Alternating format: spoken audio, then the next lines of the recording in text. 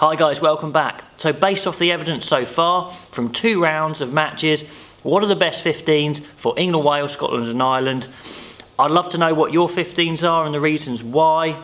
The only rule I'm kind of putting in really is they've got to be in the Six Nations squad already. Like, I'm tempted to call in some players to certain teams, but I think that just kind of complicates things a little bit too much. So anyway, let's get on to England. There's my team on the side, let's go through it. So McOV, I think, still gets in there as the number 1. Genge is very close for sure. George has been very reliable. Sinclair, I don't think anyone's particularly close to him, so that's a nice settled front 3. Itoje and Cruz, I think, have proved that they are the best second row pairing. Cruz looked good. Itoje can give away penalties, but you know, he does some amazing stuff. Tom Curry and Underhill, I'm putting 6 and 7. Not Curry at 8. I think Curry's doing a great job adapting to 8, but I still think putting someone who is used to playing number 8 is probably a better bet. I'm not quite sure who to go for. I'm going to go for Ben Earl. Ludlam's very close as well, but I think those 3 are fantastic players. Ben Earl used to playing 8. I'd like to see that. Back 3, you know, ideally I'd have brought someone else in from outside the squad, but I just said that's not one of the rules. So from what we've seen so far, I think Hines has probably got the edge of the 2 number 9s. Ford, Farrell, Tuolangi, I think is probably the best midfield. As you know, I'm not 100% sold on Ford, Farrell, 10-12. If Tuolangi's fully fit, then absolutely. I think Joseph hasn't been amazing so far, so I think that's the best they've got. And then back 3, assuming Watson's back fit, I'd put him at full-back and Daly and May on the wings. I think that's your best back 3.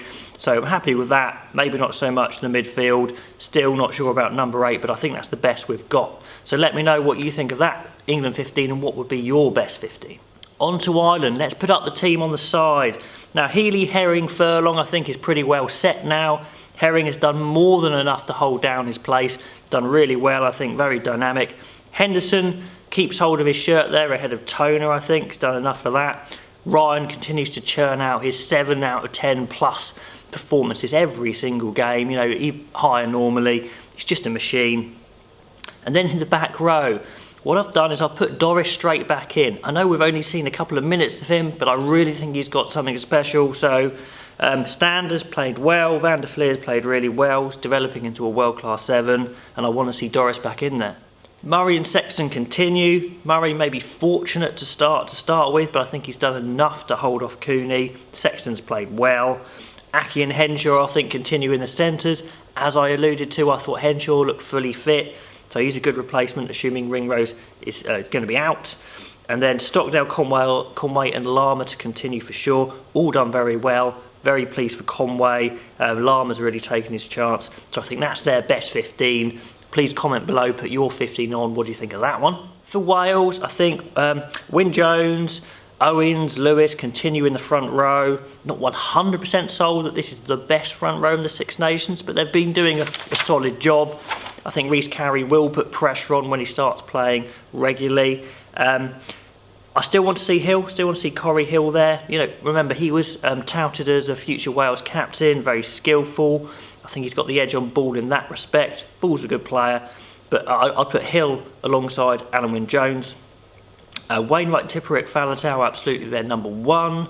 Wainwright's been a bit quieter than I'd like him to see him, because I think he's got lots of potential, and Moriarty's certainly pushing for a start, probably at 6 if anything. Now Thomas Williams continues at number 9 for sure. He's done so well holding off Rhys Webb and Gareth Davis. Many of you after the World Cup said he's the next starting 9, and it looks like he's got it. Big has been playing pretty well, so he stays there. Parks has been solid at 12. And I think if Watkins fit and available, I think he does come back in for his bulk, for his defence potentially. Adams obviously has to stay.